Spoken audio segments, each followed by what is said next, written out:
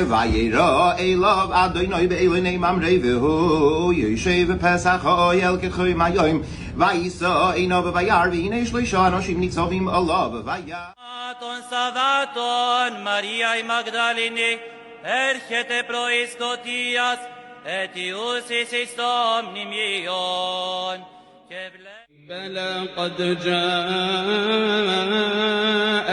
آياتي فكذبت بها بلى قد جاءتك آياتي فكذبت بها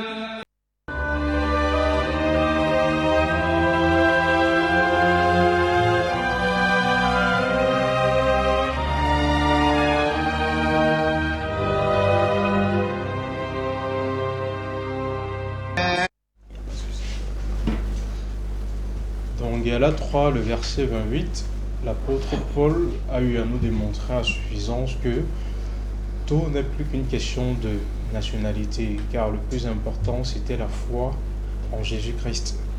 Peu importe la nationalité, peu importe le genre, peu importe la condition sociale, cela était juste des détails qui étaient peu importants pour les chrétiens qui sont dans le monde. Et jusqu'aujourd'hui, nous allons continuer avec le sujet de Galates 3, verset 28, pour essayer d'en savoir un peu plus sur l'identité des Grecs dont on parle dans ce verset. La semaine dernière, nous avons eu des panélistes qui ont eu à échanger sur ce sujet. Aujourd'hui, ils sont 4 qui vont débattre là-dessus et je vais les présenter après une courte transition.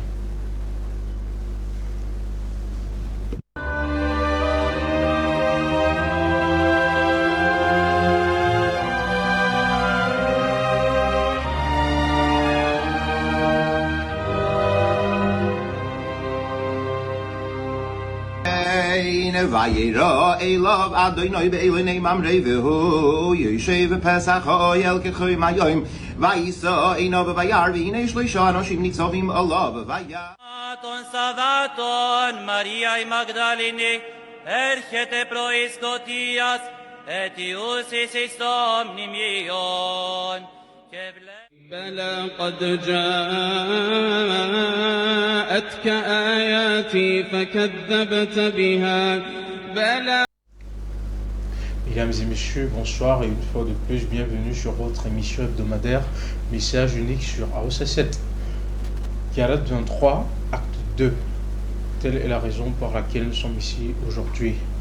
Comme je l'ai dit à l'entame, j'ai avec moi 4 illustres invités qui ont accepté de nous honorer de leur présence, que je vais juste présenter à l'instant. Le premier n'est autre que l'Ayatollah Timba, le pasteur, l'imam de la mosquée décentralisée, comme il se fait appeler, mais il faut savoir qu'il a un titre de pasteur. Il est pasteur pour la communauté chrétienne des témoins de Jéhovah. Il est le nôtre aujourd'hui. Bonsoir et bienvenue, pasteur Timba. Merci déjà, monsieur Daniel, monsieur le journaliste. Merci une fois de plus de me redonner la parole.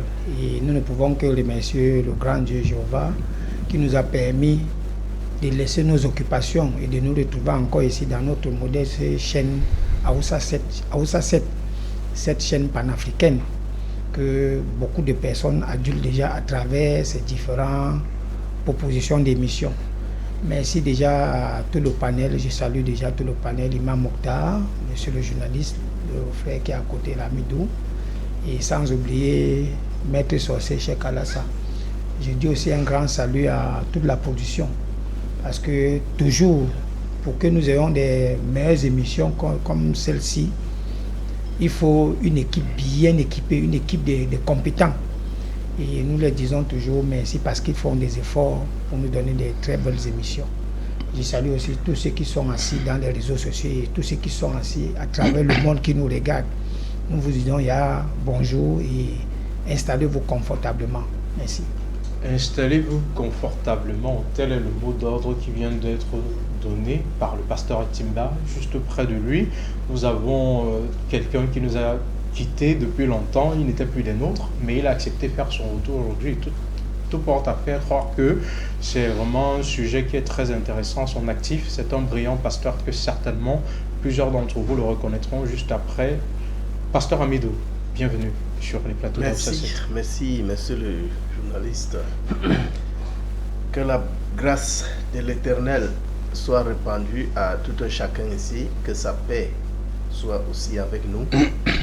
Je remercie tout le monde de m'avoir encore donné cet honneur de me présenter ici afin que nous démontrons tout ce que nous savons de nos écritures sur le temple du savoir à Aoussa 7. Alors, aujourd'hui nous avons un thème et nous allons débattre. J'ai ce plaisir de donner mon avis sur ce thème aujourd'hui avec mes chers frères musulmans. Bon, je remercie tout le monde et je pense que Dieu va nous permettre à ce que cela se déroule dans de bonnes conditions. Merci. En face de lui, nous avons le brillantissime prédicateur Alassane qui, une fois de plus, nous a honoré de sa présence. Lui qui, pour plusieurs autres, est beaucoup plus connu pour sa force des arguments, par sa prise de position qui sont très claires. Quant à la source fondée de sa foi, il est là parmi nous aujourd'hui. Nous lui disons bienvenue sur les plateaux d'Aoussa 7.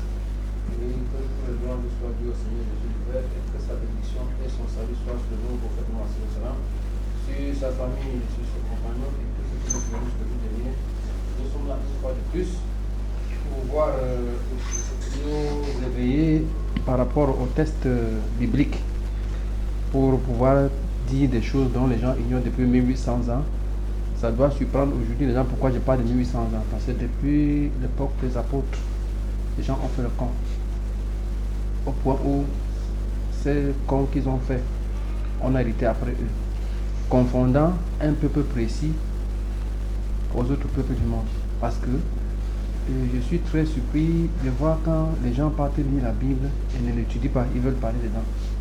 Je préfère d'abord m'arrêter ici parce que c'est un gâteau qui est très dur à partager. Ce partage doit se faire normalement. Ici, on doit voir qui a droit à l'héritage d'Israël. Merci. Ok. Toujours en train de condamner de manière faible les personnes qui n'ont pas appris. Voilà. Juste à côté de lui, nous avons un imam, nous avons un théologien, un brillant prédicateur. Il a accepté d'être des nôtres aujourd'hui. Bonsoir, bienvenue sur les plateaux d'Aoussa 7, Imam Mokhtar. Bonsoir, bismillah, alhamdulillah, wassalatu wassalamu ala rasulillah, wa ala alihi wa sahbihi wa man wala. Et bonsoir, n'est-ce pas, aux chers téléspectateurs de par le monde entier, dans les quatre coins du monde. Bonsoir spécial au gouverneur du littoral qui nous suit et qui nous accompagne chaque samedi dans cette belle aventure. Nous disons également bonsoir au directeur de la télévision internationale panafricaine Aoussa 7 qui ne ménage aucun effort pour que cette émission arrive chez vous dans de très belles conditions. Bonsoir également au staff technique de la télévision Aoussa 7.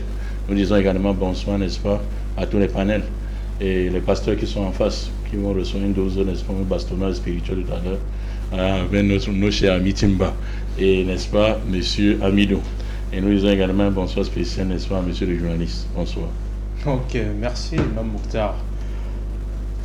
Important de rappeler à nos nombreux téléspectateurs que l'émission est interactive, comme ça ils peuvent nous appeler au 658 93 52 15 ou envoyer des messages WhatsApp au 694 53 68 18 et lundi c'est le plus 237 pour ceux qui sont à l'étranger. On va entrer dans le vif du sujet, sachant que nous sommes dans le livre de Galates qui fait partie des nombreuses épîtres pauliniennes. L'apôtre Paul qui est considéré pour certains comme l'apôtre des non-juifs. Et pasteur Ektimba, que vous dit ce verset? Qu'est-ce que vous voyez par ce que l'enseignement ici qu'a voulu ressortir l'apôtre Paul concernant les Grecs qui sont dans ce verset? Merci encore de me donner la parole. Comme je vais toujours dire, la semaine passée, nous avons parlé de ça ici.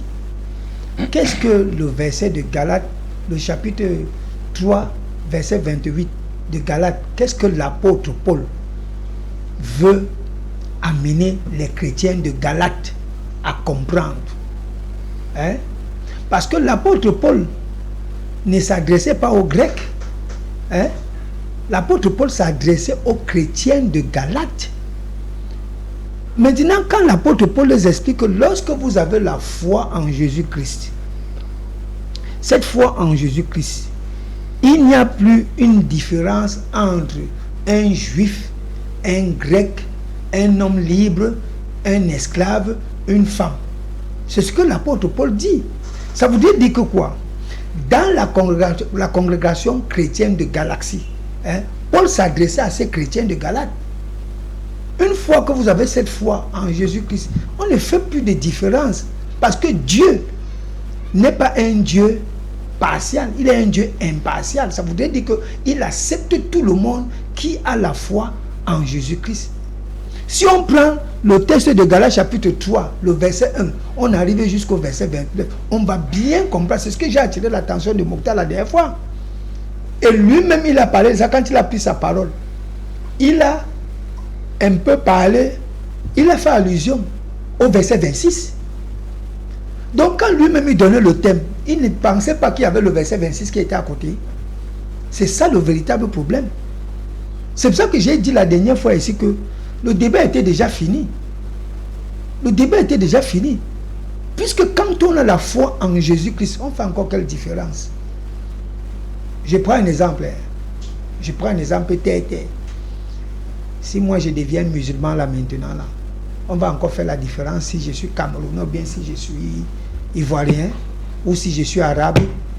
Je suis musulman parce que j'ai la foi en Mohamed et Allah. C'est ce que l'apôtre Paul est en train d'expliquer ici. Pourquoi Mokhtar ne veut pas comprendre? Et son co-débatteur à côté, il est toujours en train de dire utiliser les expressions que quand les gens n'ont pas appris la Bible, mais quelqu'un, monsieur le journaliste, est-ce que quelqu'un qui n'a pas appris la Bible peut venir tenir un débat ici et parler le français? Pourquoi il ne réfléchit pas? Donc lui se dit peut-être qu'il connaît beaucoup. On a besoin de gens comme lui à l'école islamique pour aller enseigner le Coran. Va à l'école islamique.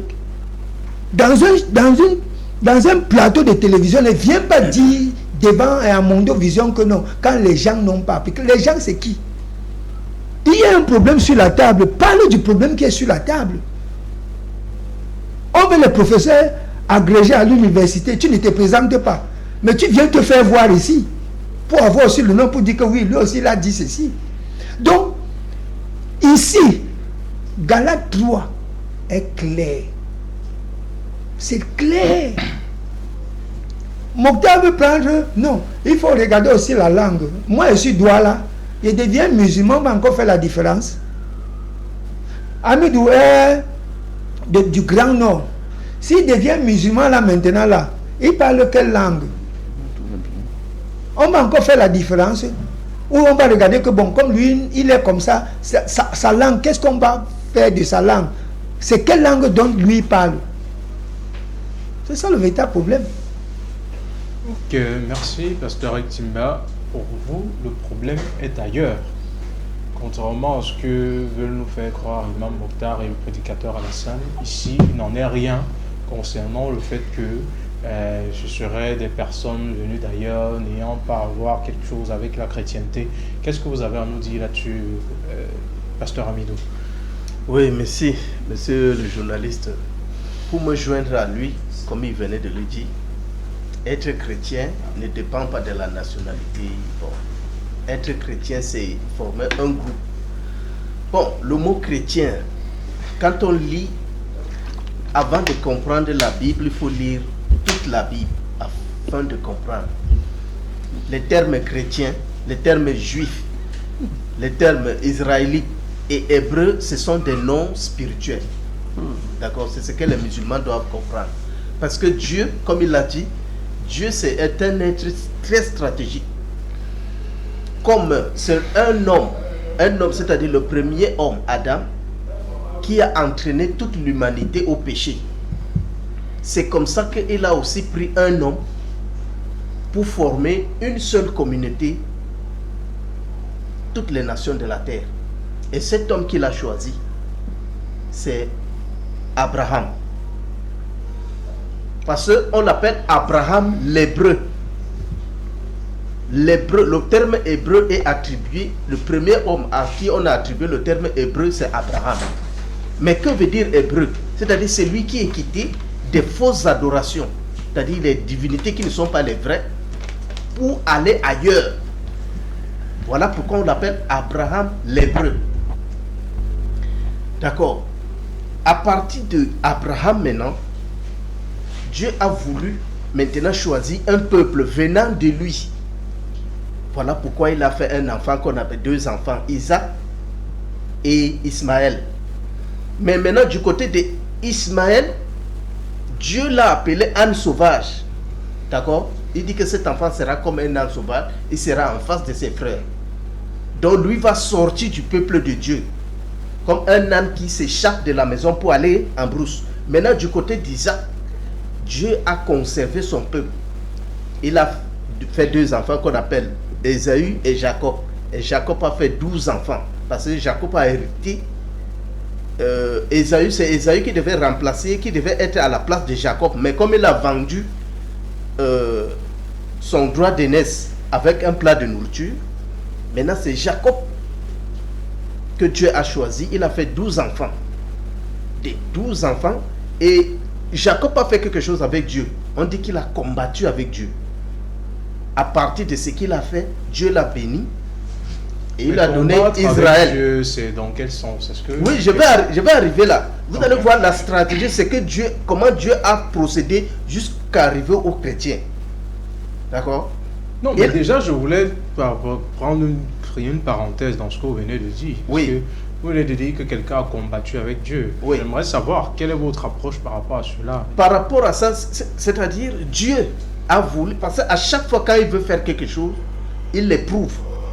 Il l'éprouve parce qu'il a éprouvé Abraham pour le bénir, pour être père de toutes les nations. Et il lui a demandé de sacrifier son fils. Si on remonte même avant, au temps de Noé, il a exterminé tous les êtres vivants de la terre. Il a laissé seulement la famille de Noé. Et Noé a fait des sacrifices, des oiseaux, des animaux purs. Il a dit, ok, comme tu as fait cela, je ne maudirai plus la terre. Et maintenant, Amidou, voilà. Peut-on se battre avec Dieu? C'est ce que j'aimerais comprendre. Oui, mais je pose la question pour les téléspectateurs qui nous écoutent actuellement. Parce oui, que vous dites que Jacob a combattu avec un ange. D'accord? Il a combattu avec un ange. Et cet ange lui dit que tu as combattu Dieu avec les hommes. Voilà, je te donne maintenant le nom de Israël. Donc tu vois donc que le terme Israël, c'est pas un peuple avec une langue, c'est juste un terme spirituel. Parce qu'il a combattu avec Dieu. Et maintenant, les 12 enfants que Jacob donc a accouchés, on les appelle les Israélites. Tu vois, ce n'est pas un problème de langue. C'est un terme spirituel. Ils sont allés en Égypte. Et on les appelait toujours les Hébreux. C'est-à-dire un peuple qui est quitté de l'idolâtrie à l'adoration du vrai Dieu. Les Israélites, ils sont en même temps Hébreux et ils sont Israélites en Égypte. Dieu les a fait sortir de l'Égypte. Comme ils étaient 12, 10 sont entrés à l'idolâtrie, 2 sont restés, Judas et Benjamin. Maintenant, c'est de Judas et Benjamin sont sortis les Juifs. Parce que les autres sont partis dans, on les appelle des Hébreux, des Israélites, mais ils ne sont pas Juifs. Parce que c'est ça que Dieu les a conservés. Ils ne sont pas entrés dans l'idolâtrie à cause de David. Il a promis ça à David que je ne vous abandonnerai pas. Et leur père Jacob avait prédit que dans Jérémie, je pense, non, c'est dans Genèse, que le sceptre de ton règne ne s'éloignera pas de Juda jusqu'à ce qu'arrive le Shiloh. Jacob avait prédit ça, que les autres vont partir, mais toi dans Juda, tu vas demeurer jusqu'à ce que le Shiloh arrive. C'est là où le Shiloh, c'est Jésus. Et maintenant, c'est ça qui forme le peuple juif, c'est-à-dire la tribu de Benjamin et la tribu de Juda. C'est là les Juifs. C'est là où le salut donc est venu chez les Juifs. Jésus a dit, le salut vient du peuple juif. Et maintenant, quand Jésus vient de chez les Juifs, c'est pour former maintenant une autre nation qu'il a bâtie avec la révélation que Pierre Simon a eue, que tu es le Christ. Qui dites-vous que je suis? Simon Pierre lui dit que tu es le Christ, le Fils du Dieu vivant. Et maintenant Jésus lui dit que d'accord, c'est mon Père qui t'a révélé ça, et c'est sur toi que je veux bâtir mon église. Ok, merci voilà. Pasteur Amidou, merci. On va continuer. Ok, on attend votre continuation plus tard. Et prédicateur Alassane, Tout à l'heure, le pasteur Ektimba a parlé de la connaissance à laquelle vous vouliez faire comprendre aux gens en évoquant le fait de n'avoir pas compris ce qu'était en réalité la Bible. Puisque dans le sujet, prenant le cas d'espèce actuellement, on est en train de nous faire comprendre que les Grecs qui sont dans le livre, c'était les chrétiens pour le pasteur Ektimba. Mais pour vous, il n'en est rien. Oui, il dit pour eux que ce sont des chrétiens parce qu'ils n'ont pas étudié. Et je dois le marteler. Pourquoi j'ai dit qu'ils n'ont pas étudié? Parce que je donnerai mes 3 minutes à Imam Montage, je parle en 2 minutes. Eux, ils ne connaissent pas d'abord le contexte de Jacob et ses enfants et les promesses qui ont été données et les garanties et les lois qui ont été conclues vis-à-vis d'eux et Dieu. Pour revenir maintenant dans Exode 12, verset 49. Ce passage n'a plus jamais eu lieu après le chapitre 12 des Exode au verset 49 dans un autre chapitre. Ce qui est marrant, c'est que les gens prennent un livre et portent et veulent parler ne connaissant pas le contenu. Je tape sec maintenant, hein, parce qu'il a voulu que lève la barre plus haute. Maintenant, quand on parle de ceux qui craignent Dieu, c'est Proverbe qui va répondre dans la prise de mes propos, mes paroles dans la prise des prochains temps. Mais ce qui m'a un peu éclairé, c'est que quelqu'un qui ne connaît pas, et qui ne connaît pas, là, c'est double fois la maladie. Donc doublement ignorant, connaissant pas qu'il est ignorant et ne sachant pas que ce qu'il parle dessus, il ne connaît pas. Vous savez, parce que quand je parle déjà Exode 12 verset 49, vous pouvez le lire, non? Je sais pourquoi, je suis là et présenté parce que j'ai fait 2 minutes. C'est vous qui avez choisi, hein? Oui, chacun son tour de parole ici, c'est 5 minutes. Non, je vais donner mes 3 minutes. Pourquoi? Très bien, merci beaucoup, prédicateur Alassane. Quelqu'un a demandé pourquoi. Vous savez, l'islam c'est la seule religion qui est ordonnée où plusieurs personnes ne parlent pas à la fois sans, n'est-ce pas, d'abord s'entraider. Vous comprenez un peu. Et d'autres ont demandé pourquoi, parce qu'il y a déjà la peur qui règne là sur le truc. Chers téléspectateurs, je vais revenir, n'est-ce pas. Vous savez, nous faisons des missions juste pour vous les téléspectateurs. Sinon, comme je dis toujours, et les téléspectateurs, vous avez commenté également sur YouTube, il n'y a rien en face. Parce que Timba, il ne sait même pas de quoi on parle depuis la semaine. Le monsieur est perdu carrément sur le plateau. Pourquoi? À chaque fois, il revient dire, mais je ne vois pas les débats. Je vois parce que quand il voit déjà le mot grec, comme prédicateur Alassane, quand quelqu'un n'a pas appris, les gens se limitent en lecture, donc à être lecteur de la Bible. Alors que il y a l'histoire de la rédaction de la Bible. Tout le monde sait ici que Dieu avait envoyé Jésus-Christ, n'est-ce pas, uniquement au brebis de la maison d'Israël. Dieu avait fait la première alliance avec Moïse, avec les enfants d'Israël au travers Moïse. Et aucun chrétien du monde entier, le plus ignorant, ne peut pas dire que Moïse a été envoyé pour le Cameroun.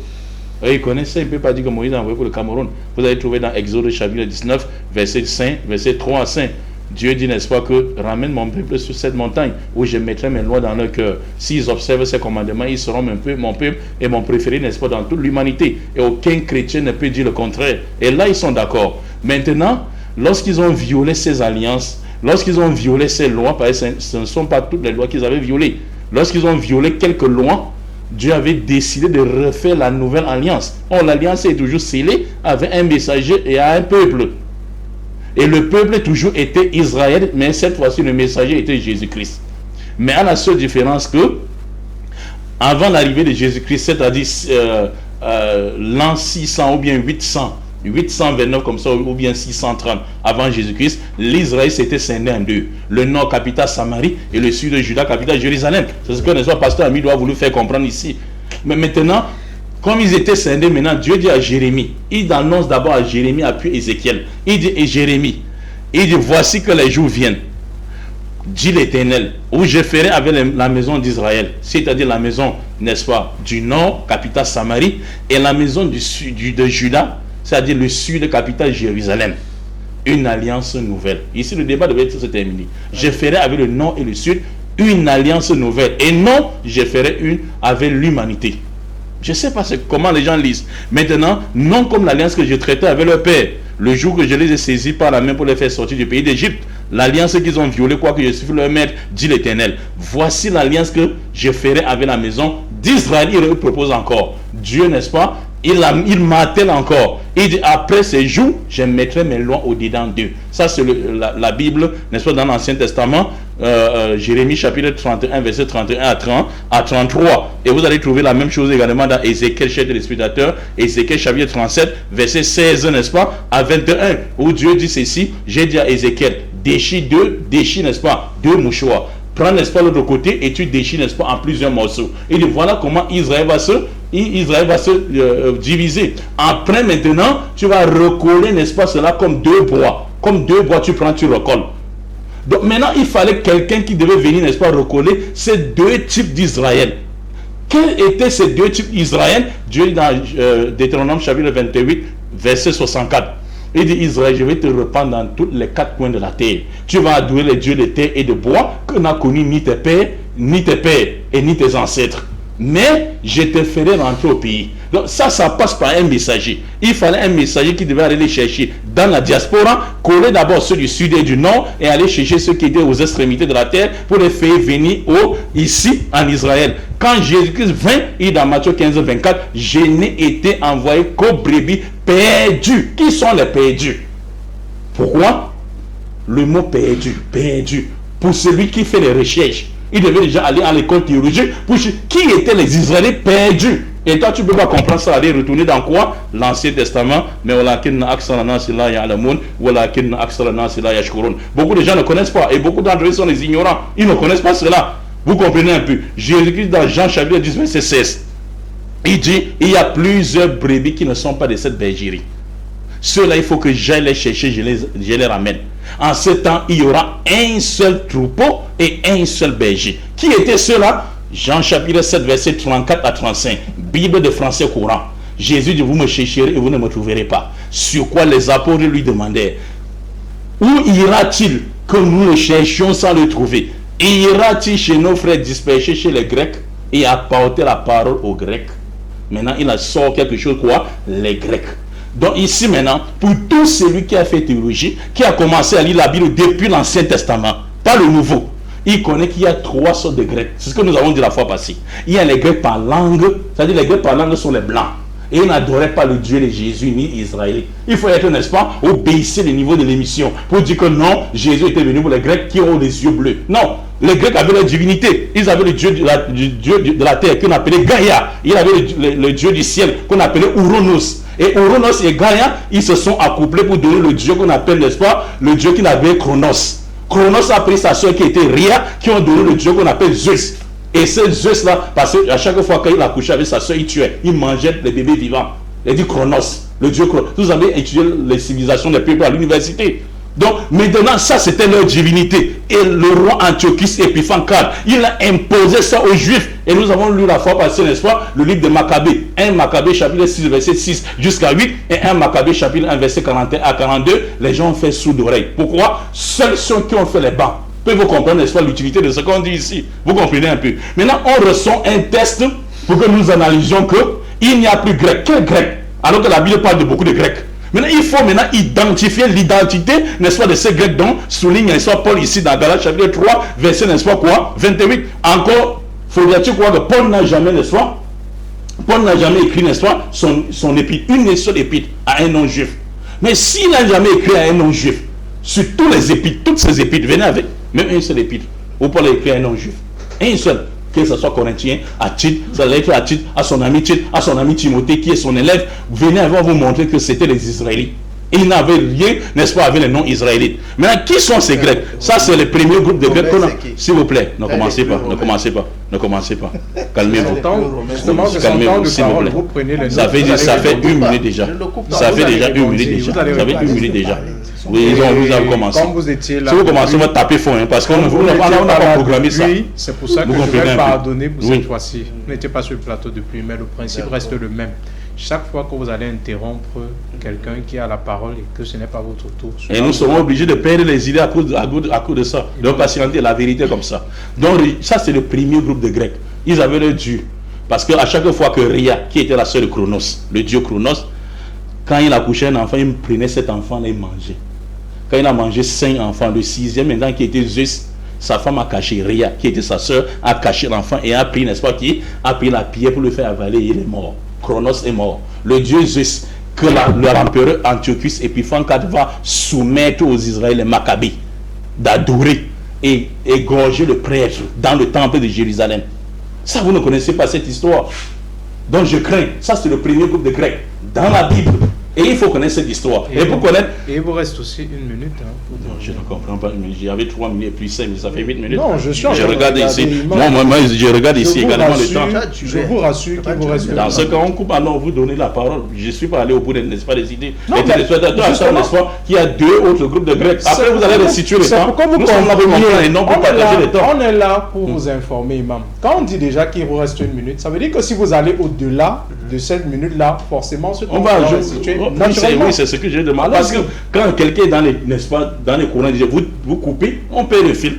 Non, mais c'est important de rappeler. Non, quand on coupe, ça perd le fil et ça dérange aussi, et ça touche également la communication dans le journalisme. Donc, le deuxième type de Grecs maintenant, chers téléspectateurs, ce sont les Grecs maintenant par nationalité. Et comme je n'ai plus beaucoup de temps, vous allez retrouver dans Marc chapitre 7, verset, n'est-ce pas, verset 24 jusqu'à 26. Où la femme syro-phénicien, on dit elle était grecque, c'est-à-dire nationalité, et syro-phénicien d'origine. Également dans Matthieu chapitre 15, verset 20 à 21. Vous comprenez un peu. Et le dernier groupe de Grecs, quand je vais revenir ici, je vais encore peut-être demander quelque temps, n'est-ce pas, au prédicateur Alassane, pour vous présenter le grec, n'est-ce pas, par langue. Qui était qui? Les hellénistes. On va lire le dictionnaire biblique. Les hellénistes, qui sont les enfants d'Israël, qui ont adopté la langue grecque comme leur propre langue, alors qu'ils avaient leur coutume et ils devaient rentrer à Jérusalem ici, avec l'arrivée de Jésus-Christ, dont Jésus a envoyé ses disciples pour venir les chercher. Comme il n'y a plus de temps chez les téléspectateurs, on va revenir, n'est-ce pas, dans notre deuxième temps pour essayer de donner ça. Ok, merci Imam Mokhtar. Mais important de vous rappeler que quand je vous rappelle le temps, cela fait partie des règles de l'émission. Parce que chacun de tous les panélistes ici a 5 minutes. Et vous savez que vous avez tellement de choses agréables à dire quand vous prenez la parole. Si bien que s'il fallait pour cela, vous écoutez, je pense que même 30 minutes ne suffiraient pas pour un temps de parole vous concernant. Bon, je vais attaquer avec le pasteur Ektimba. L'imam Mokhtar nous a dit tout à l'heure que les épîtres paulidiennes sont clairement envoyées aux Juifs. Et il n'y a pas une seule épître de Paul où il interpelle les non-juifs. Je vous ai entendu sourire par rapport à cela et vous êtes bien comporté parce que j'attendais que vous puissiez rebondir lorsque sera votre temps de parole. Monsieur le journaliste et tous ceux qui nous regardent, vous voyez que Mokhtar se contredit lui-même. Quand on parle des épîtres, ce sont des lettres que l'apôtre Paul a adressées aux non-juifs. Quand on prend par exemple l'épître aux Romains, les Romains sont des Juifs. Donc, quand il parle de quelque chose, vous ne voyez pas qu'il est en train de se contredire. Il se contredit lui-même. C'est pour ça que j'ai dit ici, et j'ai dit la semaine passée, que Paul adresse une lettre aux congrégations de la galaxie. Hein? C'est un autre peuple non juif. Pourquoi il ne comprend pas ça? Il va suivre son ami, son frère, co-débatteur qui lui donne ces 3 minutes pour raconter des inepties. Nous ne sommes pas ici pour savoir si à qui va revenir l'héritage dans Genèse 49, le verset 10. Nous ne sommes pas ici pour ça. Nous sommes ici sur le thème quels sont les Grecs dont parle Galates 3, verset 28. C'est ça qui nous a amenés ici aujourd'hui. Hein? L'imam Mokhtar parle, c'est pour ça que je veux toujours que quand il dit quelque chose, tu le ramènes parce qu'il est hors sujet. Voilà le thème là-bas. Voilà le thème. Paul s'adresse à qui? Cette lettre-là, on va lire. Moi, j'ai toujours dit que je veux qu'on centre le débat pour que les téléspectateurs qui nous regardent puissent comprendre là où Paul veut nous amener. Important aussi. C'est important. Voilà ça.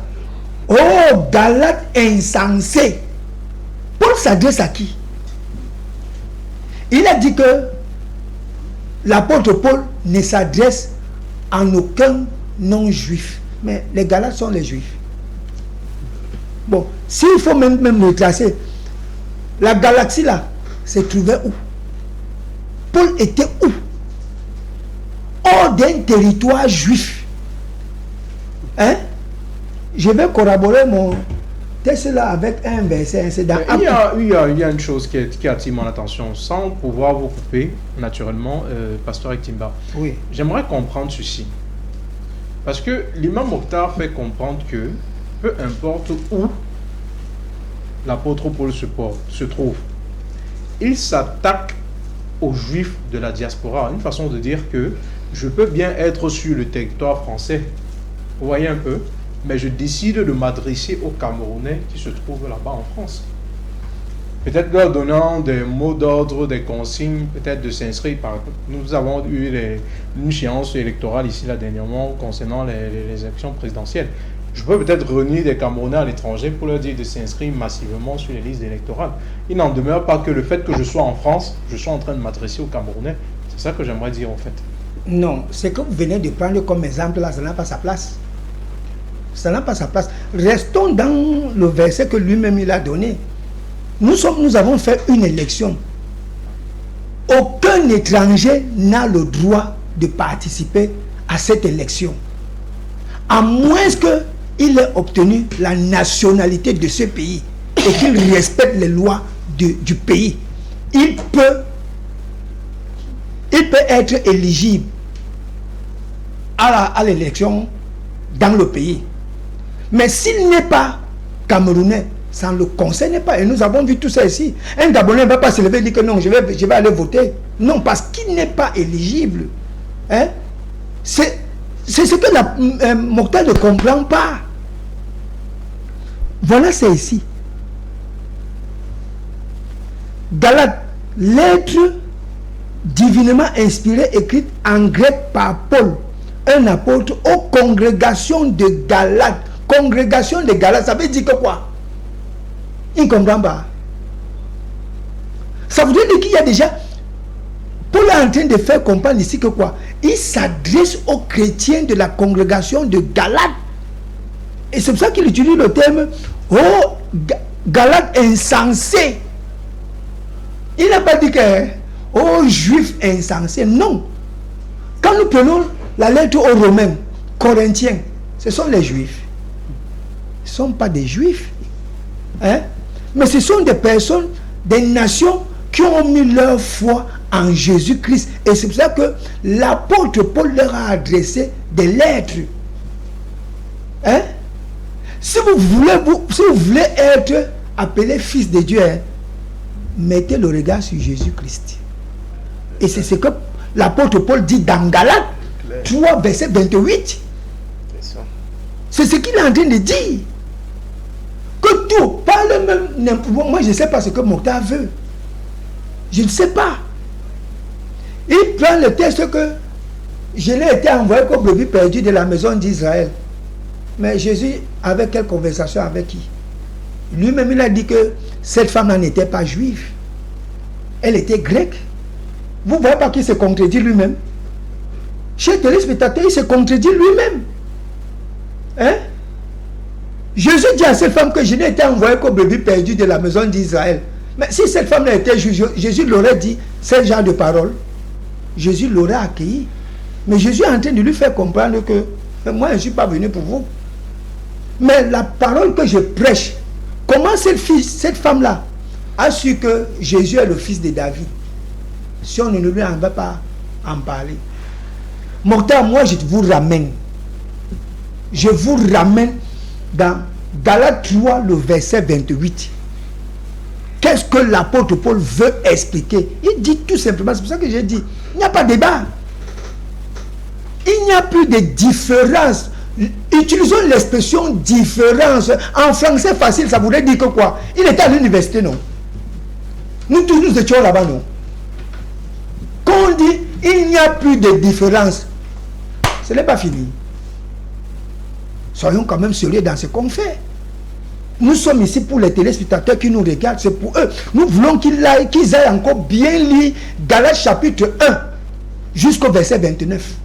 Pour qu'ils comprennent ce que l'apôtre Paul veut dire. Parce qu'il s'adressait aux congrégations de Galates.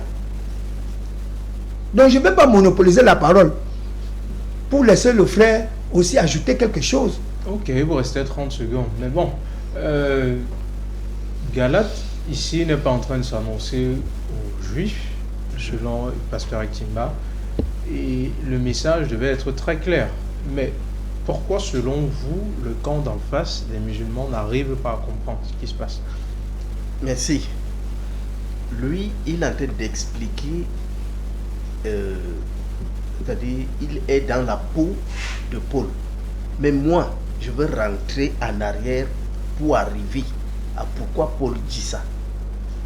Voici, c'est ça ma préoccupation. Parce que Dieu a choisi un peuple, c'est-à-dire les descendants d'Abraham et ses descendants. D'accord? Il a choisi un peuple. Le reste du monde, c'est ça qu'on appelle les païens. Que tu sois grec, que tu sois égyptien, que tu sois n'importe qui africain, sur les païens. Dieu a un seul peuple, celui d'Abraham jusqu'aux Juifs. C'est ça le peuple de Dieu. Mais maintenant, qu'est-ce que Dieu a procédé pour que les païens aussi soient entre dans son alliance qu'il a traité avec les enfants d'Abraham? C'est un problème d'alliance qui a commencé d'Abraham jusqu'aux Juifs. Je vous ai cité les noms: Hébreux, Israélites, Juifs. Voilà. Et il y a eu beaucoup d'obstacles. Il y a le roi Nabucodonosor qui est venu détruire. Mokhtar connaît beaucoup l'histoire, mais il ne connaît pas mettre ça dans son bon contexte. C'est ça le problème de Mokhtar. Parce qu'il se limite, quand Jésus vient, il se dit que non, Jésus est venu juste pour réunir les Juifs, les Israélites. Non. Il les a réunis comme brebis. Comme ce qu'on appelle brebis là. Un brebis, c'est un guide. Parce que pour ceux qui connaissent les moutons, d'accord, une brebis, c'est la femelle qui est à l'origine de tout le troupeau. Et c'est la femelle là qui guide. Les Juifs sont les prêtres du monde. C'est écrit dans Ésaïe 61. Ce sont les prêtres de Dieu. C'est eux qui sont chargés de prêcher le véritable Dieu au monde entier. D'accord? Quand Jésus dit: je suis venu uniquement pour les brebis perdues de la maison d'Israël, c'est pour choisir les guides. Il a choisi 12 apôtres. Tu vois? Et maintenant, au moment de sa mission, il a dit: n'allez pas chez les païens, ne traversez pas, allez juste vers les brebis perdues de la maison d'Israël. Et les brebis perdues, comme il dit là, ceux qui sont dans la diaspora, il fallait d'abord qu'ils se réunissent. Maintenant, à la fin, dans Luc 24, verset 44, qu'est-ce qu'il a dit? Il fallait que s'accomplisse tout ce qui était écrit de moi dans les lois, dans les prophètes, que le Fils de l'homme devrait mourir, le troisième jour devait être ressuscité, et qu'est-ce qu'il dit là? Le pardon et quoi là? Pour la repentance et le pardon des péchés. Serait prêché en son nom à toutes les nations, en commençant par Jérusalem. On devait d'abord commencer par Jérusalem. Voilà. Donc, mais quand rien n'était encore accompli, n'allez pas chez les païens. Maintenant, comme tout est accompli, maintenant il faut répandre. Et c'est ça maintenant quand Paul, c'est ce que Paul développe en disant que maintenant il n'y a plus ni juif, c'est-à-dire pas de païens, pas de hommes, pas de femmes, ni esclaves. Oui, ni esclaves. Tout le monde est un en Christ. Et suivant la promesse, selon la promesse qui a été faite à Abraham, où toutes les nations de la terre seront bénies en ta postérité avec l'arrivée du Christ. La postérité d'Abraham, c'est l'arrivée du Christ. Parce que Jésus avait déjà dit qu'Abraham m'a vu, il s'est réjoui de ce qu'il verrait mon jour. On peut lire. Bon, comme je joue sur le temps. D'autre part, si vous appartenez à Christ, vous êtes vraiment la sémence d'Abraham, héritier par rapport à une promesse. Oui, c'est ça. C'est ça que nous développons. Hein. Parce qu'eux, ils vont orienter le message dans une autre conception. Parce que quand il dit qu'il y a 3 sortes de Grecs, les Grecs, c'est les païens. On n'a rien à voir avec les différentes sortes de Grecs. C'est des païens. Mais maintenant, là, si tu viens dans le Christ, tu n'es plus grec. Tu es une personne qui a reçu le Christ. Et c'est ça qu'on appelle les chrétiens. Et Jésus avait déjà dit ça parce qu'il nous demande souvent que chrétien, ça veut dire quoi? Ça vient d'où? Mais Jésus a dit qu'il va bâtir son église à partir du moment où Pierre Simon a reçu le mot Christ. Il lui a dit que c'est mon Père qui est dans le ciel qui t'a révélé ça. Et je bâtirai mon église sur toi, Pierre, sur ce Christ là. Maintenant, ce n'est pas une maison, c'est un ensemble de personnes qui ont l'esprit du Christ en eux. Et c'est ça qu'on appelle chrétien. Donc c'est une révélation divine. Mais le musulman, comme c'est écrit dans le Coran que je vous appelle musulman. Donc si ce n'est pas ça dans la Bible, ça veut dire que chrétien là, ça vient des païens. Non. Le mot chrétien, ça vient de Dieu. C'est une révélation qui est venue de Dieu et ça a été donné à Pierre Simon. L'église de Jésus est bâtie sur Pierre. Et pour faire des chrétiens, pour former une seule nation, où il n'y a plus d'identité, où je suis... Non. C'est ça que Galates 3, verset 8 est en train de développer. Voilà. Merci, Pasteur Amidou. Il n'y a plus de juifs, voilà, de grecs, d'esclaves, d'hommes libres. Voilà. Cela ne doit pas assez vous parler. L'ignorance. Je vais en face de ce que j'ai commencé par Exode 12, ils n'ont pas suivi parce que j'aime toujours évaluer celui qui est en face de moi. Ça, c'était une évaluation formatique que j'ai faite vis-à-vis de ces deux personnes. Je croyais que le pasteur Amidou allait se lever un peu son niveau aujourd'hui. Je vois qu'il a tout le niveau bas vis-à-vis de mon frère. Maintenant, pour lui parler, parce qu'il faut que je coupe court. Quand on parle de Galates 3, verset 28, mais dans le contexte de test de verset de Galates, il y a des parties qui sont très importantes qui ne comprennent pas. Est-ce que ces gens qui prétendent aujourd'hui être par Jésus étaient sous la loi? Étiez-vous sous la loi de Dieu? Non, non, c'est une question que je pose, que vous les permettez de répondre. Est-ce qu'ils étaient sous la loi de Dieu pour prétendre qu'ils sont ceux dont on parle dans Galates 3, verset 28? Posez la question. Je vous écoute. Pouvez-vous répondre? Cette fois-ci, ce n'est plus la loi qui compte, c'est la foi. Parce que tous les païens sont bénis dans la postérité d'Abraham par la foi, pas par les lois. Les païens n'ont pas la loi, ils n'ont jamais reçu la loi. Les païens n'ont jamais reçu la loi, c'est maintenant ils sont convertis par la foi. Tu as bien répondu. Regarde maintenant Galates 3, j'ai dit à l'autre ici la semaine prochaine, passé là, qu'il est déjà mort devant son plateau. On dit ici Galates 3, verset 23, cependant, avant qu'arrive la foi, nous étions gardés sous la loi. Les qui étaient gardés sous la loi? C'était les païens. C'était des juifs. Pourquoi vous dites que ce n'est pas vous, vous forcez? Qui a dit que... Ce n'est pas vous, Paul ne parle pas de vous. Nous étions gardés sous la loi, les qui, les juifs. Jusqu'au verset 28, on ne parle pas de vous. Les païens n'ont pas reçu la loi. C'est pourquoi parle de ses frères. Paul parle de ses frères qui étaient sous la loi en attendant quelque chose. Parce que le problème c'est qu'il y a mon chef. L'étude est bien. La lecture est dangereuse pour celui qui est ignorant. Du verset 23 au verset 28, fait une précision chirurgicale. Je l'ai dit là en bas, que ça me dit, j'ai voulu qu'il dise en bas, il n'a pas voulu, comme il est trop orgueilleux. Maintenant, il vient sur le plateau, je l'écrase.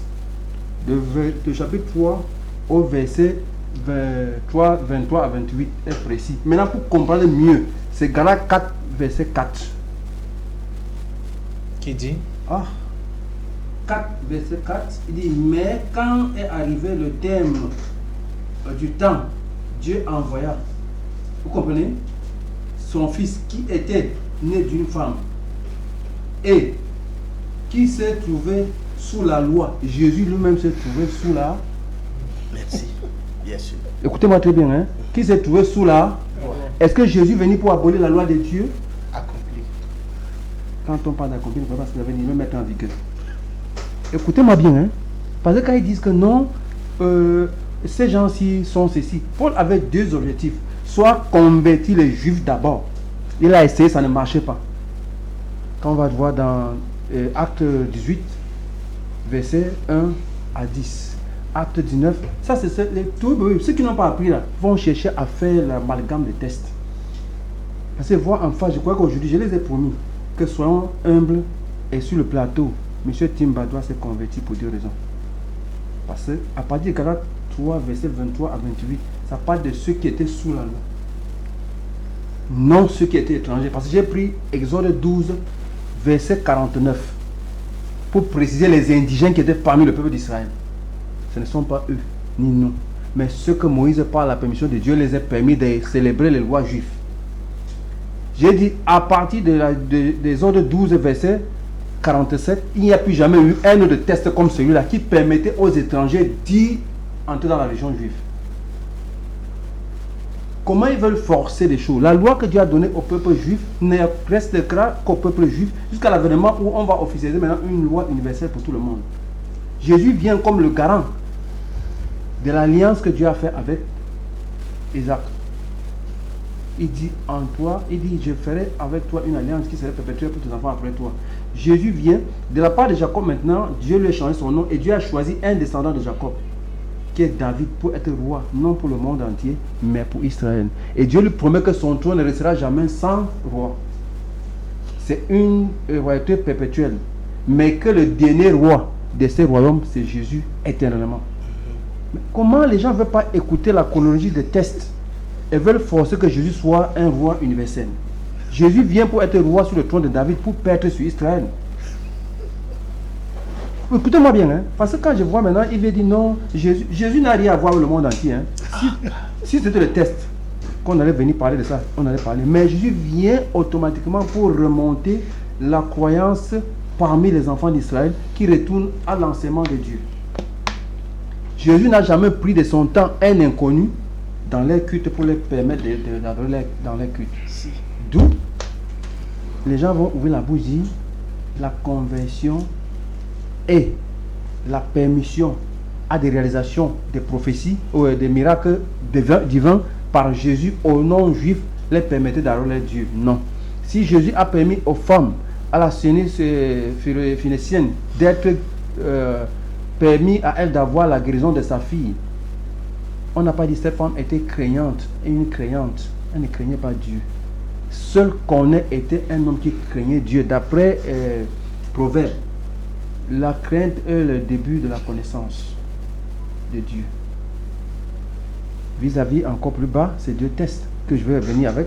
Maintenant, il faudrait que les gens comprennent que nous sommes là sur deux bases. Galates 3, verset 28 ne peut pas s'écouter net là-bas. Il faut remonter plus haut. Maintenant, pour tuer maintenant plus loin, Galates 5, verset 1. Paul dit maintenant, là où il contredit toute la loi, qui fait l'alliance de Dieu avec le patriarche maintenant. Dieu dit, vous vous circoncisez, vous tous. Mais Paul vient dire, ça ne vaut plus la peine avec la circoncision. Il dit, tout homme qui se fait circoncier, Jésus ne leur servira plus à rien. Mais je vous dis une fois de plus, si toi tu te fais circoncis, tu es tenu de respecter toute la loi. Ça fait deux enseignements. Un qui est conforme aux alliances tenues par Dieu avec le patriarche, comme il parle du patriarche, ne sachant pas que ce patriarche a tout ce que Dieu a conclu avec lui. Je serai ton Dieu et le Dieu de tes enfants après toi. Ça reste jusqu'aujourd'hui. Maintenant, les nations entreront par toi pour m'adorer. Ça reste toujours par Abraham. Est-ce maintenant Jésus qui est roi d'Israël qui doit maintenant amener que tout le monde soit par lui des sujets de Dieu? Je vous dirai non. Ok, merci, prédicateur Alassane. Imam Mokhtar, tout à l'heure, vous étiez en train de prendre des notes suite à tout ce qui a été dit par le temps d'en face et au moment où vous êtes autorisé de pouvoir répondre. Oui, chers téléspectateurs, nous revenons encore sur une autre minute et on doit, n'est-ce pas, chronométrer pour ne pas, n'est-ce pas, faire du tort et qu'on nous fasse également pas du tort.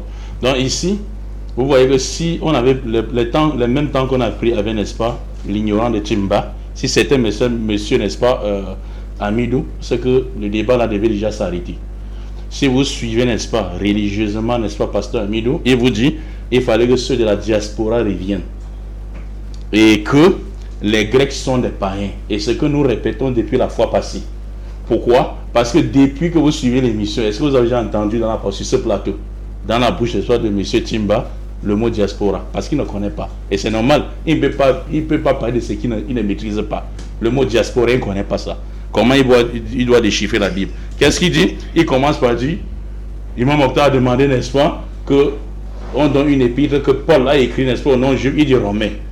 Je n'ai jamais vu ces sortes d'ignorance. Et depuis 10 ans qu'on fait des débats. Et le pasteur ne n'est même pas tombé dans ce piège. Il ne sait pas que la lettre aux Romains a été faite, n'est-ce pas, aux Juifs qui étaient romains, qui avaient la nationalité romaine, parmi lesquels la première personne était l'apôtre Paul. Je lui donne les versets. Actes des Apôtres, chapitre 22, verset 25 jusqu'à 27. Chers téléspectateurs, on dit, la Bible dit, lorsqu'on avait exposé Paul au fouet, Paul dit au centenier qui était présent, vous est-il permis de battre de verge les citoyens romains qui n'est même pas condamné? À ces mots, le centenier allait vers le tribun et l'avertit en disant, que fais-tu de cet homme? Cet homme est romain. Cet homme est romain. Et le tribun était venu, dit à Paul, dis-moi, es-tu romain? Paul dit, oui, je suis romain. Le tribun reprit, c'est avec beaucoup d'argent que j'ai acheté la nationalité romaine. Ça c'est Romains chapitre, Actes des Apôtres 22, verset 28. C'est avec beaucoup d'argent que j'ai acheté, s'il vous plaît, arrêtez de rigoler.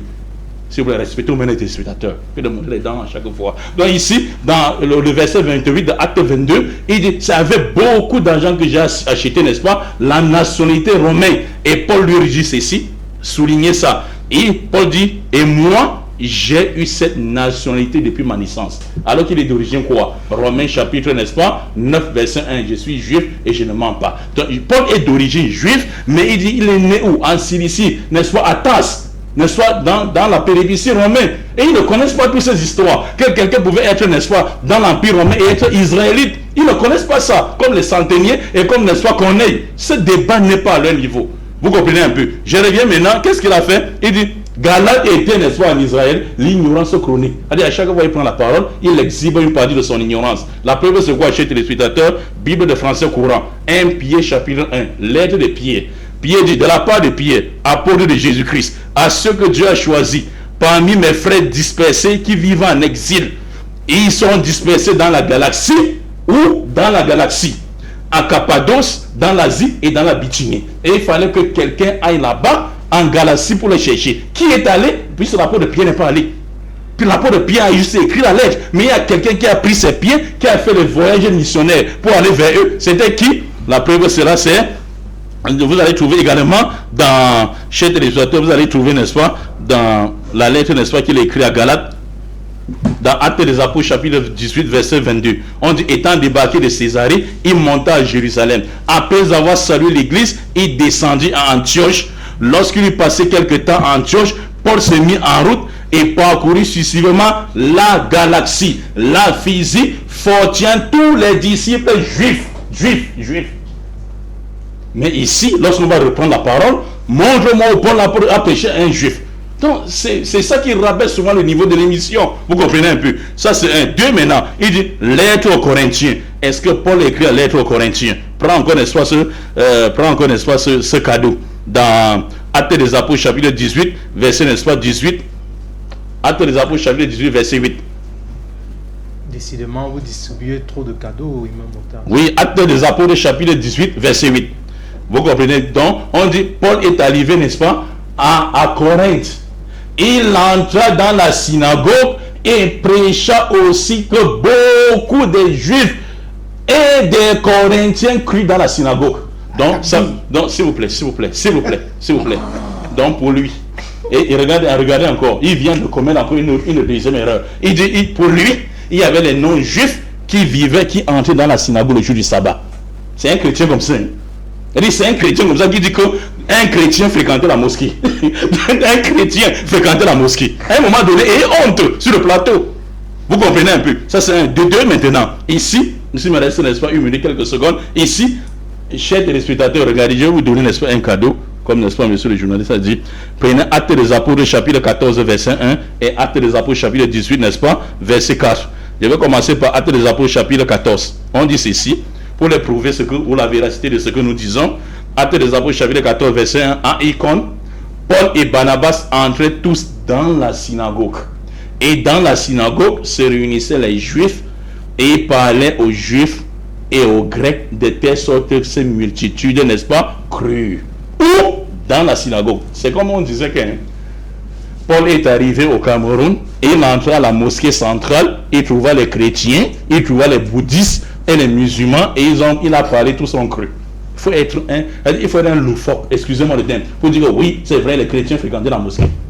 Les non-juifs ne fréquentaient pas, n'est-ce pas, l'assemblée, n'est-ce pas, des juifs, qui ne connaissent pas ça dans la Bible. On vous dit que les Grecs avaient leur dieu qu'ils imposaient, qui était le dieu Zeus. C'est eux-mêmes qui devaient imposer le dieu Zeus chez les Israélites, au lieu d'aller adorer les dieux israélites. C'est comme si. Oui, c'est comme si. Ces Grecs-là étaient des Juifs qui avaient la nationalité grecque. Hein. C'est les Juifs qui a parlé la langue grecque parce que les Juifs étaient ce qu'on appelle la diaspora. Parce que les Grecs avaient, lorsque Alexandre le Grand a pris le pouvoir, c'est-à-dire le nouveau roi de la Macédoine, Et il avait déposé, n'est-ce pas, son empire, ou bien sa capitale, ou en Égypte, en Alexandrie, où il a créé, il a donné même son nom. Il avait développé le commerce, l'industrie et l'artisanat. Les Juifs se sont éparpillés dans le monde entier pour chercher les biens éphémères de ce bas monde. Et arrivé là-bas, le roi maintenant, ils ont commencé après la mort d'Alexandre le Grand en 323, il n'a pas duré. Il n'a pas duré sur le pouvoir. Le royaume s'est émietté entre ces 4 généraux. Il y a le général Cassandre, le général Lysimaque, le général Nicator Ier et le général, n'est-ce pas, Ptolémée. Ptolémée avait l'Égypte également, l'Israël qui commandait. Avant qu'en 178, ça rentre avant Jésus-Christ. Ça rentre, n'est-ce pas, entre les mains de qui? De Séleucides. Et les Séleucides, maintenant, ces Israélites, maintenant, cherchaient plutôt, n'est-ce pas, le bas monde. Le commerce, l'artisanat, et ils avaient oublié leur langue. Quand le roi Antiochus Épiphane III est venu, il les avait imposé cela. Mais le roi Antiochus Épiphane IV les a imposé la religion. Et la langue et la religion, d'oublier même leurs coutumes, qui étaient les coutumes grecques. On les appelait, ceux d'Hébreux maintenant, ici en Judée, ils les appelaient maintenant les Grecs. C'est ce que vous ne comprenez pas. Ils les appelaient maintenant des Grecs. C'est pour ça qu'on dit, Paul dit, il n'y a plus de Grecs. Quand il dit il n'y a plus de Grecs, dans Galates chapitre 3 verset 28, il fait allusion à ses frères perdus dans la diaspora. Il fait allusion à ses frères qui parlent la langue grecque, Mais, comme on a dit, il faut aller vraiment sur les bancs et retourner peut-être comme pasteur Élisée a fait, n'est-ce pas, afin de mieux comprendre ce que nous disons ici. Donc, démontrez-nous ici qu'une seule, s'il vous plaît, c'est une question pour sortir, démontrez-nous une seule épître. Tentez de prendre une seule épître de Paul où il a prêché un non-juif, pas 2. Ok, merci Imam Mokhtar. Cela vous parle. Vous avez essayé de prendre un verset pour dire que l'apôtre Paul s'adressait aux non-juifs, mais Imam Mokhtar a fait comprendre qu'il allait dans la synagogue pour parler plutôt aux juifs, contrairement à ce que vous avez pensé, pasteur Ektimba. Monsieur le journaliste, le débat est déjà fini. Mokhtar dit des choses, lui-même il se contredit. Les textes qu'il a cités, il a dit que Barnabas et Paul se sont retrouvés dans les assemblées de Corinthe et de la galaxie. Qu'est-ce qui s'est passé? Le message a été dit à qui? Aux Juifs et aux Grecs, et ils ont cru. Donc il ne comprend pas ce qu'il dit. Bon, nous allons lire, hein, parce qu'il ne m'a pas contredit. Moi, j'ai dit ici que les chrétiens de la galaxie, Paul s'adressait à qui? Aux chrétiens de Galate. Il ne m'a pas contredit. Monsieur le journaliste, nous sommes tous témoins avec les téléspectateurs qui nous regardent. Est-ce qu'il m'a contredit? Il ne m'a pas contredit. Nous allons lire Actes des Apôtres, chapitre 13, verset 46. Écoutez ce qu'il dit. C'est l'apôtre Paul. En 30 secondes, il y a des messages qui sont en train de parvenir là. Bonsoir le plateau. Je salue Imam Mokhtar, Cheikh Alassane, les pasteurs ainsi que le journaliste. Ces pasteurs ne font que s'entêter parce que l'imam a donné beaucoup de preuves. Mais ça ne les suffit pas. Qu'Allah les guide. Karim depuis Lyon. Bonsoir sur le plateau. Je salue Imam Mokhtar, Cheikh Alassane ainsi que tout le monde, monsieur le journaliste. Ma question est de savoir sur quoi ces pasteurs se basent-ils pour dire que le prophète Mohammed, paix et bénédiction de Dieu sur lui, n'est pas un vrai prophète. Karim depuis Lyon. Ici un troisième message. Bonsoir monsieur le journaliste. Je salue Imam Mokhtar et les co-débatteurs. Monsieur le journaliste, dites à monsieur Timba d'arrêter de faire le spectacle sur le plateau. La vérité est claire. Pourquoi il défend ce qu'il n'est pas défendable? Et pourquoi il aime se répéter en disant que je te ramène dans Galates 3 verset 28. C'est trop enfantin ce qu'il fait. Merci à vous de réaliser cette belle émission. C'est les salutations venues aussi de l'étranger, depuis la France. C'est monsieur Karim. Oui. Oui, monsieur Karim, nous te souhaitons déjà, nous te disons déjà bonjour, parce que tu prends la peine de nous suivre. Mais ce que j'aimerais te dire, il faut laisser le fanatisme au sol. Moi, j'aurais voulu que tu interpelles l'imam Mokhtar que tout ce que tu viens de citer là, la base c'est quoi? La répétition est la mère de la connaissance, monsieur Karim. Si vous n'étiez pas à l'école, ça n'engage que vous. On le dit toujours, la répétition est la mère Très de bien. l'enseignement. Donc, il doit comprendre que c'est un enseignement qu'on est en train de lui donner aujourd'hui. C'est bien de Toujours dire... important de le rappeler. Très bien. On a toujours assez bien dit ici que l'émission a une valeur pédagogique. Très bien. Il a dit dans un de ses commentaires, pourquoi on aime toujours dire que le prophète Mohammed est un faux prophète? Nous le disons. Matthieu 24, le verset 24, c'est Jésus qui dit que des faux prophètes vont faire leur apparition. Hein? Dans Apocalypse chapitre 22, au verset 17 et 18, il dit que quoi? N'ajoutez rien, n'enlevez rien. Tout a été dit. Mohammed devait venir dire quoi? Qu'est-ce que Mohammed devrait encore venir dire que les autres n'ont pas dit? Lui-même il dit, monsieur Karim, il faut lire la sourate 49, ayat 6, si je ne me trompe pas. Où Mohammed lui-même dit qu'il n'est pas une innovation comme prophète. Quand lui-même Mohammed dit qu'il n'est pas une innovation, lui comprend ça comment? C'est ça le véritable problème avec nos frères musulmans. Hein? C'est pour ça que je dis que laissez le fanatisme au sol. Laissez ça au sol. L'imam Mokhtar dit des choses, il se contredit lui-même. Lisons. Actes des Apôtres chapitre 13 verset 46. Et c'est ainsi, parlant avec hardiesse, Paul et Barnabas disent: il était nécessaire que la parole de Dieu soit dite d'abord à vous. Paul s'adresse à qui? Aux Juifs. Que la parole a été dite par vous. Il était nécessaire que la parole soit dite d'abord à vous. À qui? À la nation d'Israël, aux fils d'Israël. Écoutez ce que le même apôtre Paul dit. Puisque vous la rejetez et ne vous jugez pas digne de la vie éternelle, voyez, nous nous tournons vers les nations. Hein? Paul s'adresse à qui? Aux Juifs.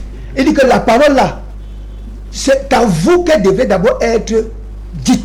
Mais comme vous la rejetez, vous ne vous jugez pas digne de la vie éternelle. Nous nous retournons vers d'autres nations. Et qui a donné ce pouvoir à Paul de se retourner vers les autres nations? Très bien. Celui dont il se revendique être son patron, qui est Jésus-Christ, a demandé de il ne se revendique pas. Prêcher aux non-juifs. Il ne se revendique pas. Et aux païens. Quand l'apôtre Paul se trouvait sur la route de Damas pour aller faire arrêter les chrétiens de cette ville, il rencontre qui en chemin? Non, comme il vous reste une minute, je vais reformuler ma question pour me faire comprendre. Paul est en train de dire aux Juifs que c'était d'abord pour eux qu'il fallait prêcher. Maintenant, comme ils refusent d'accepter, ils se retournent maintenant vers d'autres nations. C'est bien ce que je suis censé comprendre. Oui. Mais maintenant, ce que je veux dire, c'est quoi en fait? Il prend une initiative personnelle où c'est Jésus qui lui a dit, ok, comme tu as d'abord parlé aux Juifs, maintenant quitte et va parler aux personnes des autres nations. Très bien. Tu ne m'as pas laissé finir. Ok, c'est bon. J'étais en train de dire que lorsque Paul allait sur le chemin de Damas, dans la ville de Damas, pour prendre les chrétiens, les enfermer, les ramener enfermés par les chaînes, il a rencontré qui? Il a rencontré Jésus sur son chemin. Et Jésus lui a dit que l'apostolat que tu vas recevoir maintenant sera pour les nations. Hein? Je te désigne ici apôtre pour les nations. Ça voudrait dire que quoi? Que l'apôtre Paul, bien que étant juif, devait d'abord commencer en Israël. Maintenant, les Juifs ne se sont plus jugés dignes de recevoir ce salut qui les mène à la vie éternelle. Lui se retourne donc maintenant vers d'autres nations qui vont recevoir ce salut. C'est de ça qu'il est question. Ok, merci, pasteur Ektimba. Sûrement, vous allez aller dans la continuité de ce qui est dit par le pasteur Ektimba. Oui. D'abord les Juifs, ensuite les autres. Tout à fait. De la particularité au général. Ça a toujours été comme ça, le plan de Dieu. Il choisit un homme pour convertir tout le monde. Même chez eux-mêmes. Le prophète Mohammed est venu d'abord chez les Arabes. Il n'est pas tombé en Afrique. D'accord? Il n'est pas tombé partout. Il est venu d'abord chez les Arabes, instruit les Arabes. Et maintenant, il a commencé à conquérir tout le monde entier. Ça a toujours été comme ça. Mais les musulmans, ils veulent limiter la mission de Jésus. Ce que vous êtes en train de dire là pourrait aussi créer un incident diplomatique, hein, du moins dans votre camp chrétien, parce que certains ne croient pas que Mohamed a d'abord été envoyé aux Arabes, où ça devrait commencer, pour enfin aller dans le monde, parce que c'est souvent ce qui a été dit ici. Donc ça pourrait être mal. Je peux ajouter un peu quelque chose dans ce qu'il a dit. Quand tu dis que ça va provoquer un incident diplomatique, c'est quel français ça? Mais monsieur le journaliste, la sourate 62, ayat 2, la sourate 42, ayat 7, dit que quoi? Que les Arabes, Allah leur a envoyé un messager qui parle leur langue et qui les récite le Coran en langue arabe. Où est l'incident diplomatique là-dedans? Vous allez plus loin, vous allez comprendre ce que je veux dire. Pour vous, il a déjà été dit sur ce plateau que Mohamed n'a été envoyé qu'aux Arabes. On est d'accord? C'est ce que le Coran dit. Alors, mais maintenant, voilà quelqu'un qui vous fait comprendre que ça commence d'abord par les Arabes et ensuite ça va dans le monde entier. C'est la même chose. C'est la même chose avec Jésus. Mais attendez, ça veut dire qu'il s'inscrit en faux sur ce que vous avez eu à dire. Non, on peut prendre cet exemple qui comprennent au moins chez eux-mêmes. Ils croient à ce qui a été fait chez eux, mais chez les autres, ils ne croient pas. Pourquoi? C'est le fanatisme. C'est le fanatisme. Bon, je continue, je dis ceci. Comme il le dit, le peuple grec, c'est-à-dire le peuple que Dieu a choisi, je parle des Juifs, n'ont jamais voulu un mélange. Les Juifs ont toujours gardé leur tradition. Eux que Dieu a choisi et ils savaient qu'ils sont le peuple de Dieu. Ils n'ont jamais voulu se mélanger. Partout où les Juifs se trouvent au monde, ils gardent toujours leur patrimoine. Même quand ils étaient en Allemagne, ils ne se mélangeaient pas. Voilà pour raison pour laquelle Hitler les a exterminés, parce que c'est des gens qui ne se mélangent pas auparavant. Voilà. Je rentre en Israël. Il y avait ce qu'on appelle les prosélytes, des gens qui se convertissaient aux Juifs. On les appelait ils étaient non-juifs, mais se convertissaient. Le peuple juif là, c'est le peuple qui quitte de Juda, c'est-à-dire des deux tribus de la maison d'Israël, Juda et Benjamin. C'est eux qui sont les Juifs. Parce que les 8 autres qui sont partis faire un veau d'or pour adorer, ça c'est une idolâtrie. Ils ne sont pas juifs. C'est eux qui sont perdus. Les brebis perdues de la maison d'Israël, c'est eux.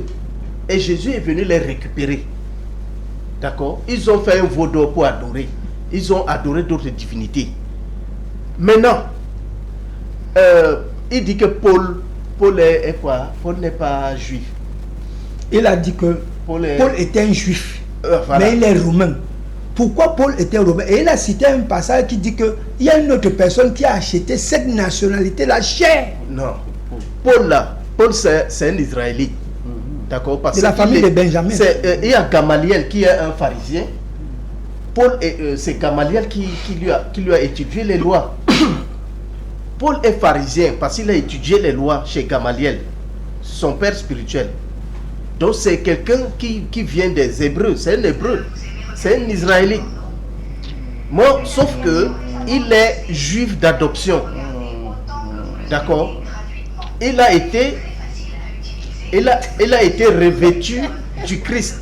Et c'est ça qui fait de lui juif. C'est ce que Mokhtar ne veut pas dire ici sur le plateau.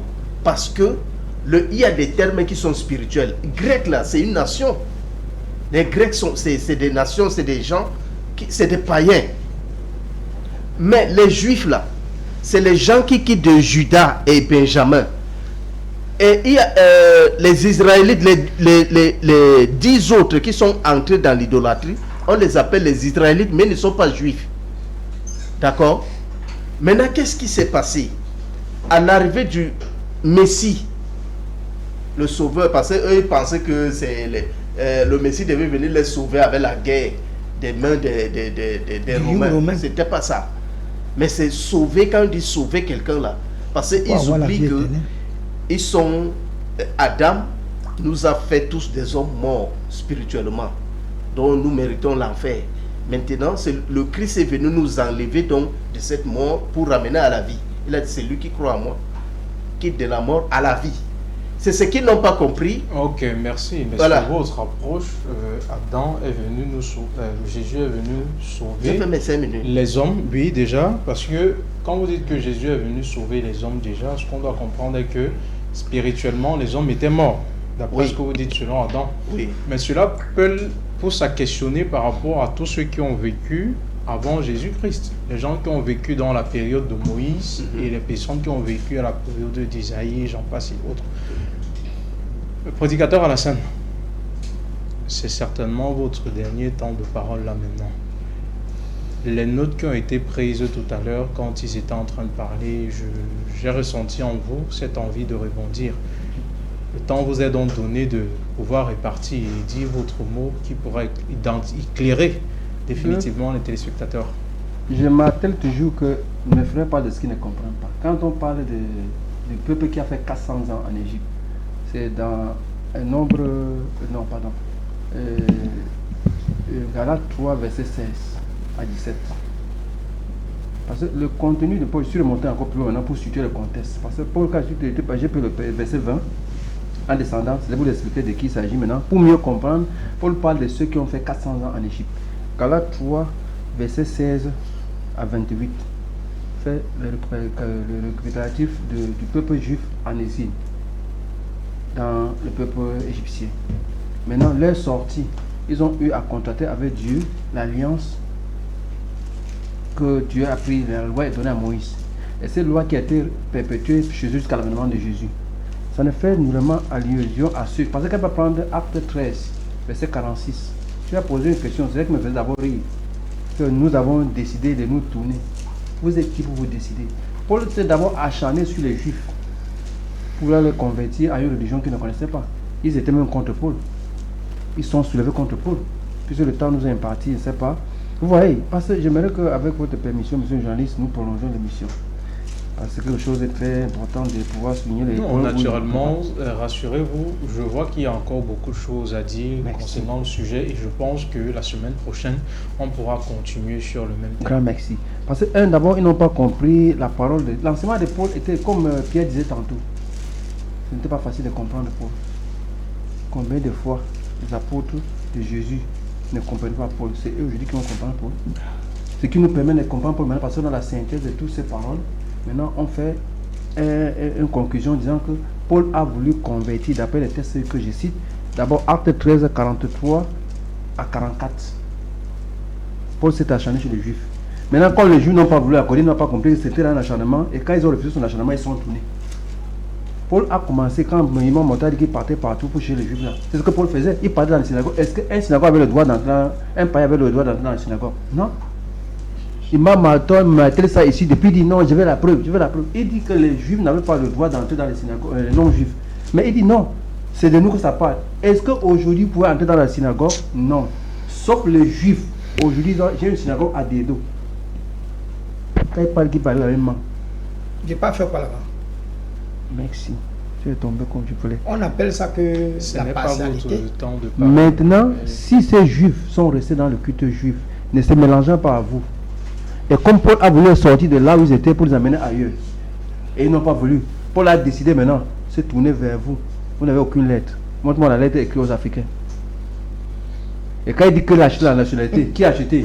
C'est Paul qui a acheté sa nationalité romaine, avec beaucoup d'argent.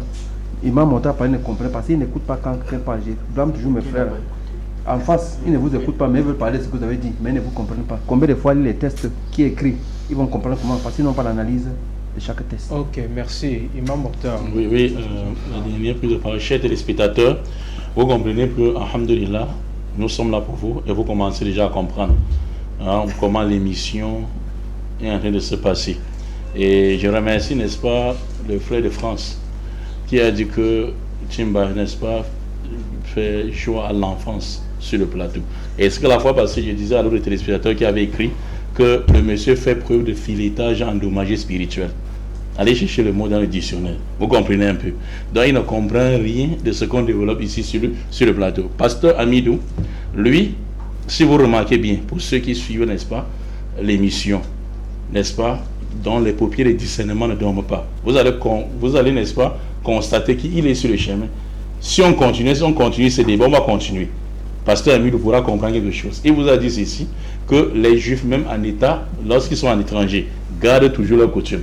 Et ce que nous avons toujours eu l'habitude de dire ici, que lorsqu'ils étaient dans la diaspora, ils ont voulu garder leurs coutumes, n'est-ce pas? Le roi Antiochus Épiphan IV les a imposés le Dieu Zeus, en faisant même tuer d'autres, en précipitant même les enfants, les mamans avec les enfants au dos du haut de la montagne.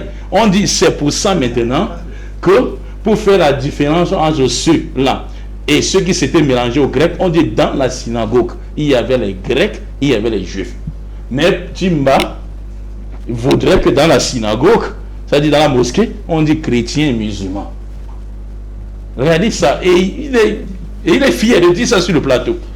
C'est-à-dire une personne que la honte a quitté depuis. Vous comprenez un peu. Donc maintenant, ici, si on ne comprend pas toujours, et d'autres doutent encore chez eux dans leur salon, ou bien dans leur chapelle, là-bas, chez les chrétiens, ils vont faire lire dictionnaire, nouvelle édition Emmaüs, protestante, EEC, parce que vous êtes nombreux au Cameroun, et à nous suivre également. Écoutez ce que dit ce dictionnaire. Allez-y chercher le mot helléniste. Parce qu'il y a hellénisme, et tout juste après hellénisme dans le dictionnaire, il y a helléniste, pour comprendre ce qu'on appelle païen. Il a dit païen, c'est les non-juifs. Il ne sait pas que dans le sens premier. Allez-y prendre d'abord la Bible, n'est-ce pas? La Bible top, dans le glossaire. On dit païens sont les juifs perdus dans la diaspora. Maintenant, ici, le dictionnaire encore vient confirmer ce que dit top, mais il va refuser toutes ces Bibles. Et tous ces chrétiens sont égarés, qui ont écrit ça, les savants, sur Timba, sur le plateau. Donc maintenant, ici, je vais vous donner, n'est-ce pas, cela, cadeau. Les journalistes vont vous lire ça. Le mot, n'est-ce pas, helléniste. Helléniste. Le mot helléniste. Voilà ça. Helléniste. Helléniste. Dictionnaire, nouvelle édition Emmaüs. Cherchez le dictionnaire là-bas, ça coûte 150 000 francs. Vous lisez, n'est-ce pas? Helléniste. Oui, télécharge. Vous téléchargez ou bien on vous donne cela gratuit. Du grec hellénistaï, opposé dans Acte 6, verset 1, Acte 9, verset 29, aux Hébreux, c'est-à-dire aux Juifs de la Palestine qui, entre eux, parlaient araméen. Eux vivaient au loin, en pays païen, et parlaient grec, comme leur entourage, dont ils subissaient plus ou moins l'influence, voire la diaspora. Dans Acte 11, verset 20, quelques manuscrits ont hellénistique, mais la lecture grecque paraît plus vraisemblable, voire le grec Grèce. On dit ceci, hein. On dit hellénistes, ce sont les Juifs qui sont perdus chez les Grecs et qui parlent la langue grecque. Or, depuis l'émission passée, Imam Mokhtar dit sur le plateau, il y a 3 sortes de Grecs dans la Bible. Grec par nationalité, comme cette femme syro-phénicienne. Il y a grec par langue, qui étaient les enfants d'Israël qu'on appelle les hellénistes. Dans Acte 6, verset 1 ici, dont dit le dictionnaire, on dit que c'était une dispute qui était entre, n'est-ce pas, les Juifs de la diaspora et les Juifs, n'est-ce pas, les veuves. Les veuves de ceux qui étaient hébreux et les veuves de ceux qui étaient en diaspora. Pourquoi? Parce que dans les partages de biens qui se faisaient, on négligeait les veuves de celles-là. En disant que vos maris sont allés dans la diaspora, allez chercher pour vous là dans la diaspora. Elles se plaignaient qu'elles sont aussi d'origine juive. Dans ceux-là maintenant, Jacques écrit la lettre également dans Jacques 1, lettre à mes 12 frères, à mes frères, les 12 tribus qui sont dans la diaspora. Je vous salue en disant comment de revenir. Qui est allé les chercher? Acte 6, verset 1. Les disciples demandent à Jésus-Christ, nos frères sont dans la diaspora. Et c'est en ce temps-ci que tu vas rétablir tout Israël. Allez les chercher. Jésus dit, vous ne savez pas le temps. Le Saint-Esprit viendra sur vous. C'est en ce temps que vous irez les chercher. Vous serez mes témoins dans la Judée, dans la Samarie et aux extrémités de la terre. Et dans Acte 2, versets 5 à 6, on dit tous les Juifs qui étaient sous ce ciel. Ils étaient où? À Jérusalem. Tous ont quitté leur pays, les pays là où ils étaient émigrés, pour venir en Israël. Demandez au pasteur Amidou, pourquoi venir plutôt à Jérusalem adorer? Et c'est Dieu seulement à Jérusalem. N'est-ce pas Dieu est partout? C'est parce qu'il devait rassembler, revenir ici, n'est-ce pas, pour rassembler, pour que Jésus dit, comme Jésus dit dans Acte Jean 10, verset 16, en ce temps, il y aura un seul troupeau et un seul brebis. Jésus-Christ n'a jamais été envoyé à l'humanité tout entière et Jésus n'a été envoyé qu'aux brebis perdus. Donc nous sommes en train de marteler d'Israël. On va revenir encore parce qu'on n'a pas encore tout dit. On va parler de la civilisation grecque. Jésus n'a été envoyé à l'humanité tout entière, mais aux brebis perdues de la maison d'Israël. Tel est le mot de fin de l'imam Mokhtar. Et en 5 secondes, une conclusion. 5 secondes. Monsieur le journaliste, Mokhtar ne comprend rien. Tout ce qu'il cite là, nous disons Amen. C'est juste pour dire ce que vous... Oui, nous disons Amen. Il est dit que tous ces peuples-là qui avaient foi en Jésus-Christ ne sont plus dans la distinction. Ils sont devenus un seul peuple. Que tu sois grec, que tu sois juif, que tu sois grec, juif de langue romaine, tout ça, il n'y a plus de distinction. C'est ce qu'il ne veut pas comprendre. Dieu n'a jamais dit, il avait promis ça à Jacob. Il ne va jamais abandonner son peuple. C'est une alliance éternelle. Et il n'y a aucun juif qui est devenu païen.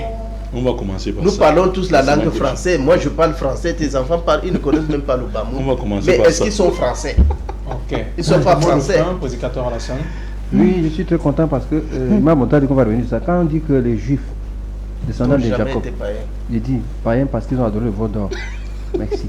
Le problème c'est que tous sont des grands hommes qui comprennent la langue bien que les autres. Hein. Quand on dit païen là, c'est celui qui adore les idoles. Il admet l'existence de plusieurs dieux. Les juifs abandonnant les dieux. Mot de fin, chers téléspectateurs, les gens qui sont dans les réseaux sociaux. Il y a même quelqu'un qui arrive jusqu'à dire, s'il vous plaît, monsieur le journaliste, je vous aime. Est-ce que c'est forcé de débattre? Est-ce que c'est forcé? Vous les appelez dans leur pourquoi? S'il vous plaît, je transmets le message. Monsieur le journaliste, s'il vous plaît. C'est des commentaires chrétiens. C'est pas les commentaires chrétiens, vous les commentaires chrétiens. C'est ça, c'est ça. C'est ça qui dit que son mot de fin, justement. Oui, c'est vous de dire. C'était votre mot de fin. Oui, c'est le mot de fin, monsieur le journaliste. Bon, pour tous ceux qui nous ont suivis aujourd'hui, je pense que l'émission il y aura l'acte 3 de cette émission parce que je pense qu'il y a encore beaucoup de choses à suivre. Sur ce, il est toujours important de le rappeler que ce n'est qu'un débat et non un combat. C'est pour ça que l'émission se termine toujours par une accolade fraternelle entre les différents panélistes. Sur ce, nous remercions le PDG de la télévision panafricaine Hausa 7, nous remercions l'équipe technique pour tout l'effort qui a été fait pour que nous puissions vivre l'émission dans de bonnes conditions. Nous remercions tous les téléspectateurs qui chaque samedi nous écoutent de partout dans le monde. Sur ce, nous vous disons à samedi prochain, si Dieu le veut. Il est en France, il fait des débats, il filme, il nous envoie.